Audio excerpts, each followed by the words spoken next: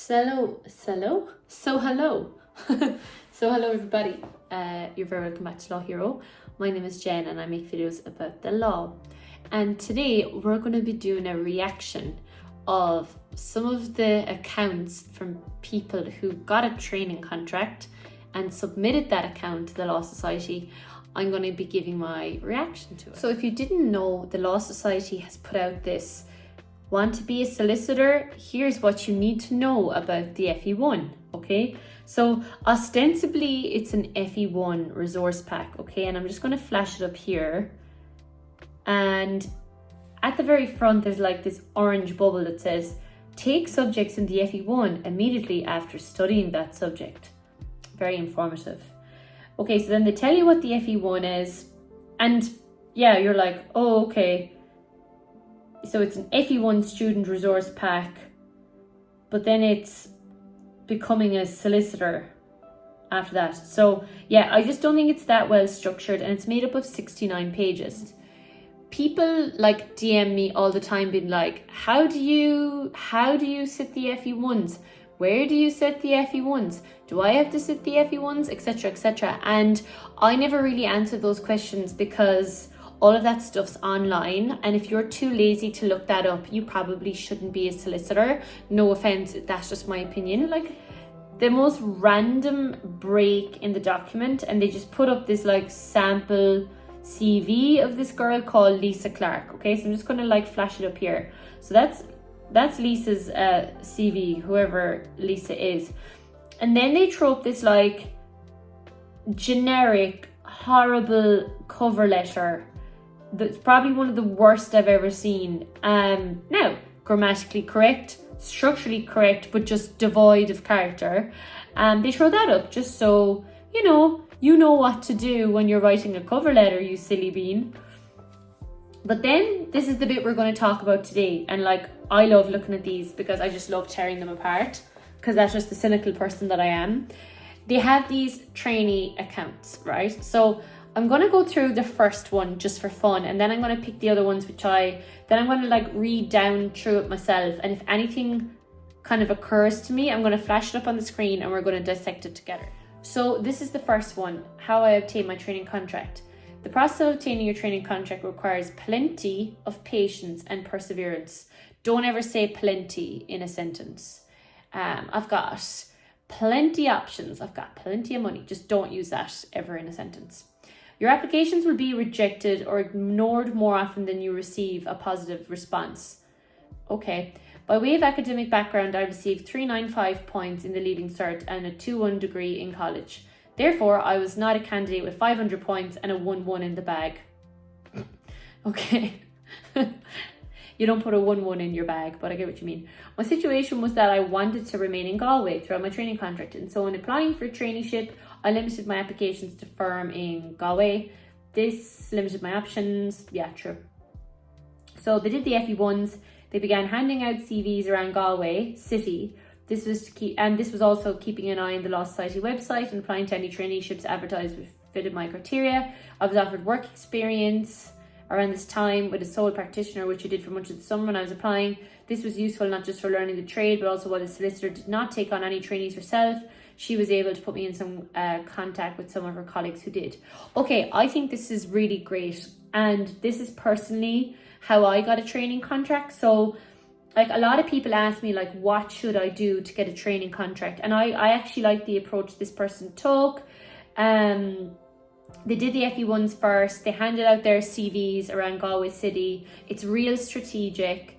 They kept an eye on the job section of the Law Society.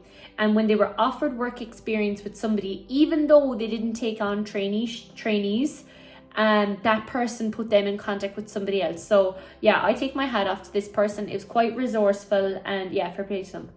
So then towards the end of the summer, I received my first offer of a training contract. It was in a small firm. I dropped in my CV by hand. The position was not advertised. So yeah, I love this. It's very proactive, and like, you're relying on luck, and luck can happen whenever, just as much as bad luck can. I was interviewed for the position in August, which was in fact the deadline for the PPC1, but I was advised that a place was there should I accept it. Ooh, they declined it. My reason for declining this opportunity was twofold. Firstly, I felt it was too rushed. Due to the deadline having passed for the PPC one, I had little or no thinking time once the offer was put on the table. I knew this was a huge decision, and I didn't feel comfortable having such a short window to mull things over. Interesting. So like, I'm a super decisive person. So if somebody says to me, you have a training contract, I'm like, okay, I'm just going to take it. Do you know?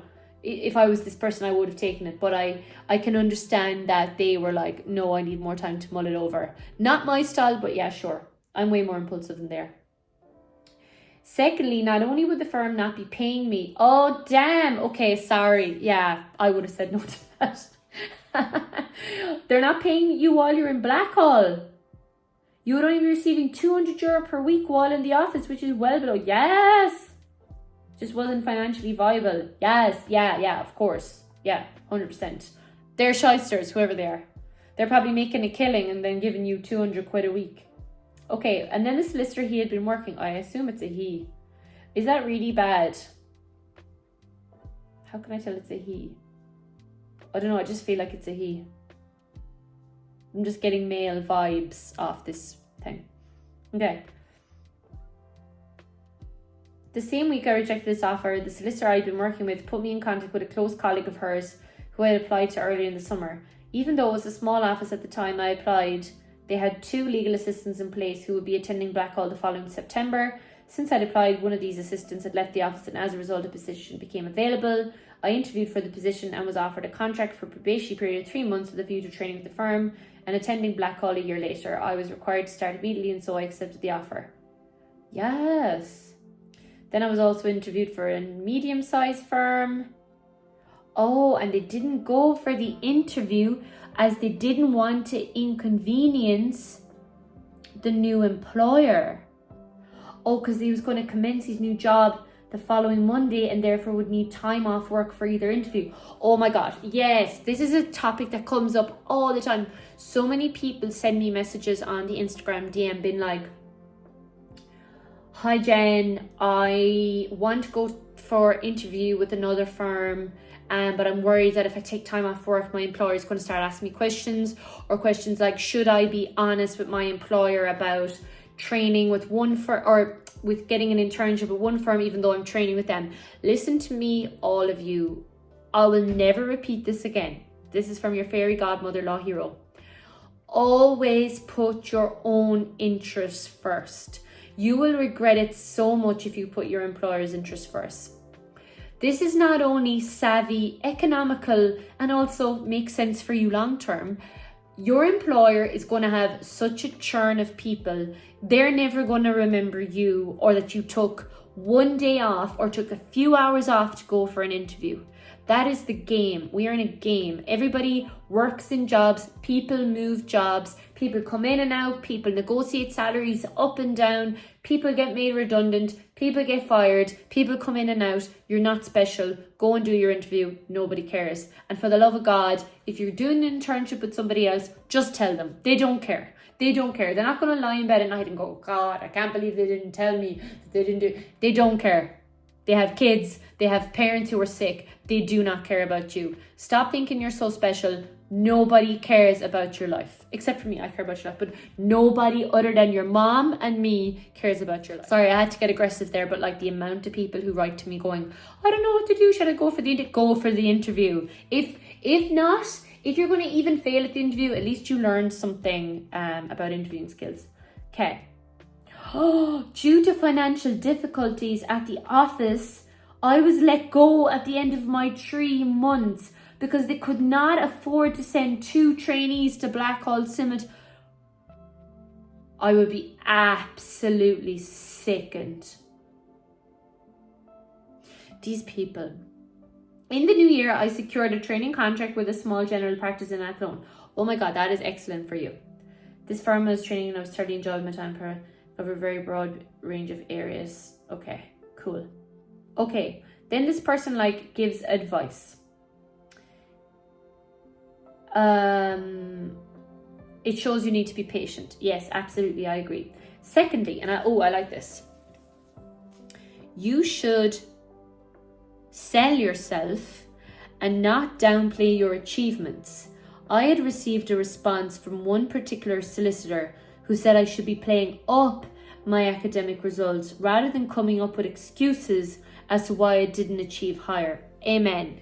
You have what you have, work with it, be confident.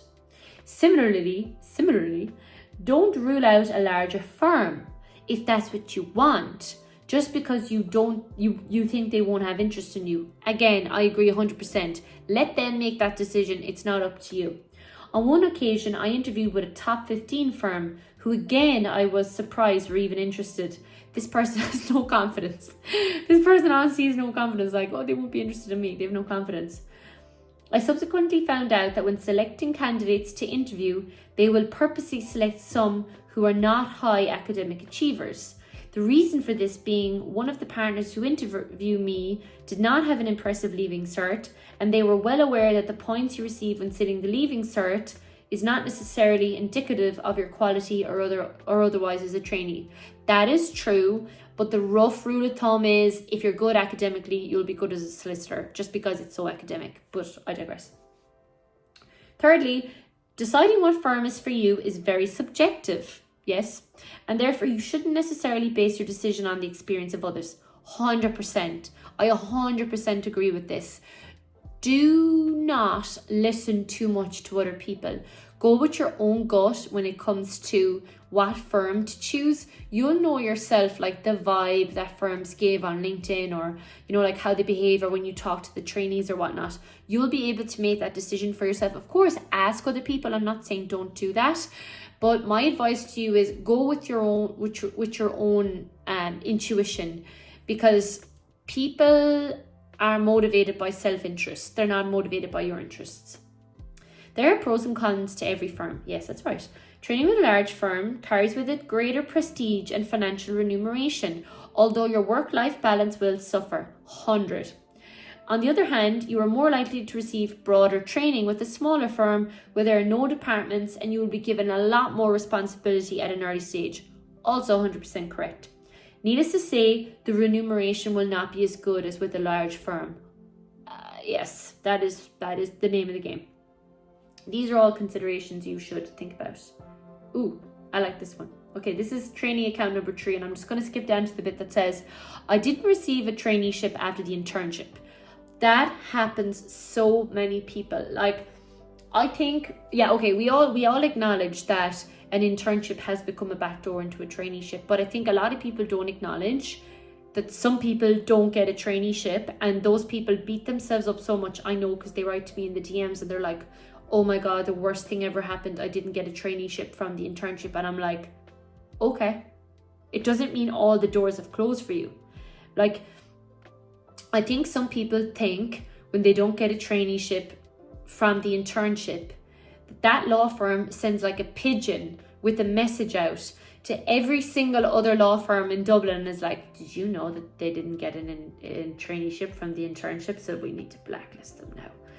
No, that doesn't happen. Just keep trying. Then this person worked with somebody else.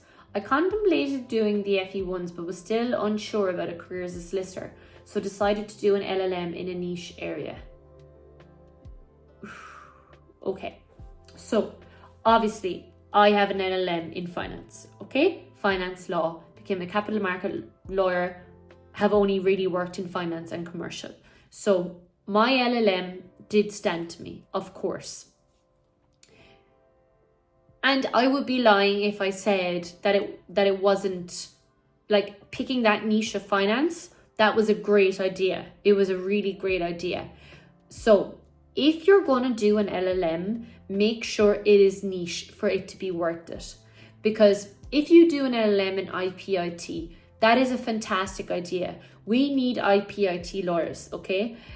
If you do an LLM in family law, you really only are going to be, and in my opinion, this is my opinion, an academic, because you as a family lawyer don't need an LLM in family law.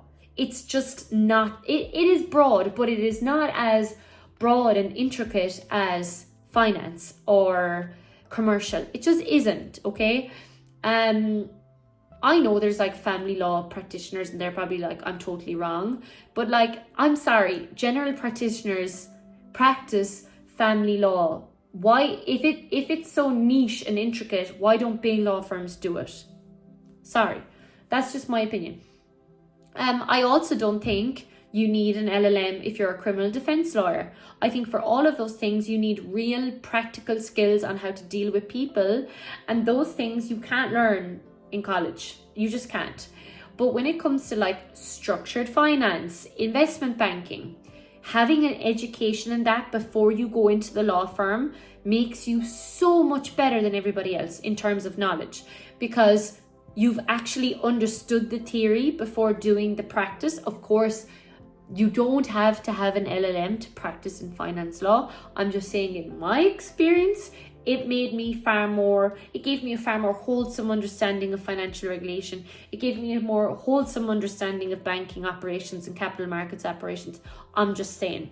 And that was stuff that the partners and associates didn't have to teach me, and it meant I could just get on with the niche work. So yeah, LLM, don't do a general one, for the love of Christ. Those are for foreigners. Those are for people from France, Germany, Spain, wherever. They do an LLM in Ireland because they want to be able to prove to their alma mater or whomever they apply for a solicitor contract with in their own country that they're fluent in English and that they have experience with a common law jurisdiction. That's why they go to the US, because it shows that they have those things. And when they then go for their PhD or whatever, their LLM abroad is taken into account. The LLM thing was brought around for that purpose. Common law jurisdiction peeps like myself doing LLM is only for two reasons. One reason, because you want to practice in it, a niche area like finance or IPIT or whatever it is. The second one is you're on the trajectory to become a professor and you need an LLM as part of your steps. That's what I think. And that's exactly why I wouldn't do a doctorate, because I'm not on that trajectory. So my tips for applying for traineeships. Okay, I'm going to throw this up on the screen. Use every avenue to find some legal experience. That is such good advice. Apply through company websites and the Law Society job section, relatives, friends, CV to local offices, volunteer legal centres, use recruitment agencies. Yes, use whatever resources are out there. Try to get experience in a wide variety of places. Big firms, medium-sized, sole practitioner, in-house, NGOs abroad. Yes, I agree. Have interest outside of law. Yeah, because you want to show you're a well-rounded person. Attention to detail. Yes, because your CV and cover letter is the first time they get to see your communications. 5, give your CV an edge or personality. Yes, I love that. Show your passion through it, like, you know, in your cover letter. I think that's really, really true. Do not be generic. Do not be boring, because who wants to work with a boring person? Number 6, don't give up. Yes, 100%. And I like that. It's not a race. It really isn't a race. There is nobody with a stopwatch being like, hey, you have to get your training contract in this amount of time, otherwise you're a failure. There's nobody, only you are saying that to you. Okay, so my voice is about to go, so I'm going to stop now. But yeah, I hope you enjoyed that video. I really was like reading down through these and I'm like, I have to make a YouTube video on these. Some of these are like so useful, more useful than I thought. I would have liked if they were structured differently, because like, who has time to read 69 pages? But there you go. Okay. Sorry for being sassy, etc. But like, that's just the way it was going today. Okay. Bye-bye, everybody.